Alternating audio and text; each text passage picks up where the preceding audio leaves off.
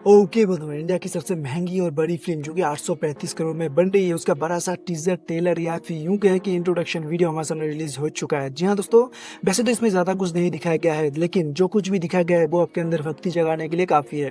दोस्तों, मैं बात कर रहा हूँ रामायणा की, जिसके निर्देशक है नीतीश तिवारी, और उन्होंने जिस तरीके से हर एक चीज़ को हमारे सामने प्रेजेंट किया है वो देखकर आपको मज़ा आ जाएगा। और ये देखकर समझ में भी आता है कि आदिपुरुष जैसे फिल्में क्यों बननी चाहिए, क्योंकि तभी जाकर डायरेक्टर को समझ में आता है कि क्या गलती करना चाहिए और क्या नहीं। और इसी वजह से ये शो इतना बढ़िया बनने वाला है। और उसके विजुअल्स देखकर समझ में आता है कि हर एक चीज़ को बारीकी से हमारे सामने उतारा गया है। मैं सिर्फ रामायण की बात ही नहीं कर रहा हूँ, यहाँ पर हर एक चीज़ को महत्व दिया गया है। जिस तरीके से रामायण के पहले भी हमारे त्रिदेव को जिस तरीके से प्रेजेंट किया गया है कॉस्मिक क्लाउड के अंदर, जहाँ पर ब्रह्मा विष्णु महेश्वर को जिस तरीके से प्रेजेंट किया गया है वो देखकर भी आपको बहुत ही मजा आने वाला है। और हर एक चीज को बहुत ही बारीकी से शो के अंदर उतारा गया है, ये देखकर समझ में आता है।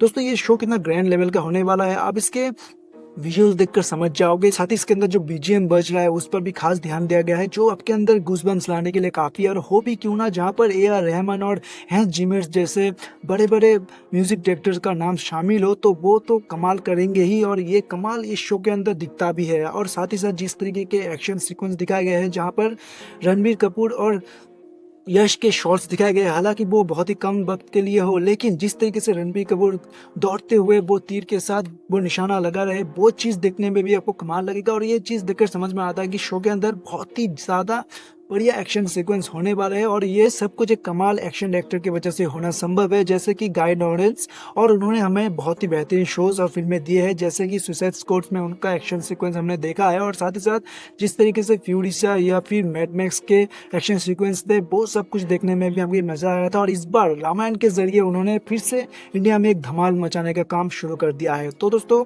मुझे लगता है कि इस शो के अंदर हमें एक बहुत ही बेहतरीन शॉट्स देखने को मिलने वाले हर एक चीज में।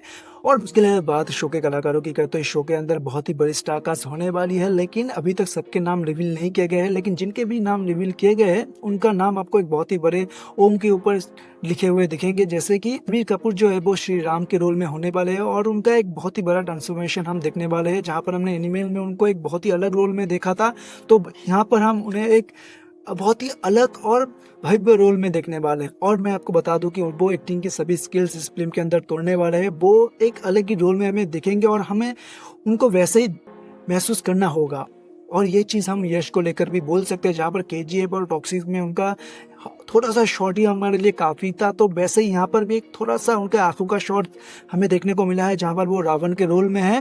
तो वो चीज़ देखकर भी समझ में आता कि ये फिल्म इतना ग्रैंड लेवल पर होने वाला है। और बात करें बाकी कलाकारों की, तो जिनके नाम रिवील हुए हैं, तो सही पल्लवी आपको माता सीता के रोल में दिखेंगे, तो वहीं आपको दिखेंगे रवि दुबे श्री लक्ष्मण के रोल में। और साथ ही साथ हनुमान के रोल में आपको सनी देओल देखने को मिलने वाले हैं।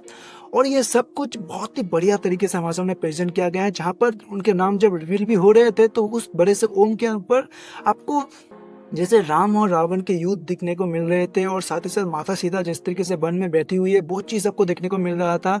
हनुमान जी के शॉट्स देखने को मिल रहे थे, जिस तरीके से हर एक चीज़ को स्वर्ण अक्षरों में या फिर स्वर्ण प्लेट में उतारा गया है, ऐसा लग रहा था। और साथ ही साथ जब बड़ा सा ओम सामने आता है तब पीछे हमें इंडिया का वो मैप भी देखने को मिलता है। और ये चीज़ बताती है कि ये कोई हमारा फिक्शन नहीं या फिर कोई ऐसी स्टोरी नहीं, मनगढ़ंत कहानी नहीं है, ये हमारा सच है, हमारा इतिहास है। और ये चीज़ देखकर बहुत ही प्राउड महसूस होता है कि हमारे देश में ऐसे बड़े बड़े महारथी, बड़े बड़े योद्धा पैदा हुए थे, भगवान पैदा हुए थे। और ये चीज़ बहुत ही गर्व की बात है एक हिंदुस्तानी होते हुए। और साथ ही साथ और बात करें फिल्म की, तो फिल्म 2 पार्ट में आने वाला है, जहां पर पहला पार्ट 2026 के दिवाली में आने वाला है, तो सेकंड पार्ट आपको 2027 के दिवाली में देखने को मिलने वाला है। और ये चीज़ ज़रूरी भी है, जब फिल्म इतनी बड़ी हो और ग्रैंड हो, उसको टाइम तो लगता है बनने में, और अच्छी चीज़ें बनने में टाइम लगे, लेकिन अच्छी बने तभी मज़ा आता है। और ये चीज़ ये फिल्म शायद साबित करने वाली है, और शायद नहीं, मुझे लगता है ये चीज़ साबित होगी।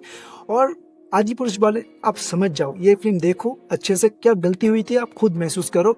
मैं इतना ही कहूँगा कि दोस्तों, और अंत में जाकर शो के अंदर जिस तरीके से नाम को दिखाया गया है, जहाँ पर इंग्लिश और हिंदी दोनों का इस्तेमाल किया गया है, जहाँ पर रामायणा और रामायणम का यूज़ किया गया है। यनम का मतलब जैसे कि हमें पता है कि जर्नी होता है, वहाँ पर हमें श्री राम की जर्नी दिखाई जाएगी। तो 2 पार्ट में तो ज़रूरी है, और इस चीज़ को बहुत ही बारीकी से शो के अंदर प्लान किया गया है, जहाँ पर हर एक शब्द, हर एक टेक्स्ट में एक बात ज़रूर छुपी हुई है, एक कहानी ज़रूर छुपी हुई है, वो आपको हर एक चीज़ देखकर समझना होगा।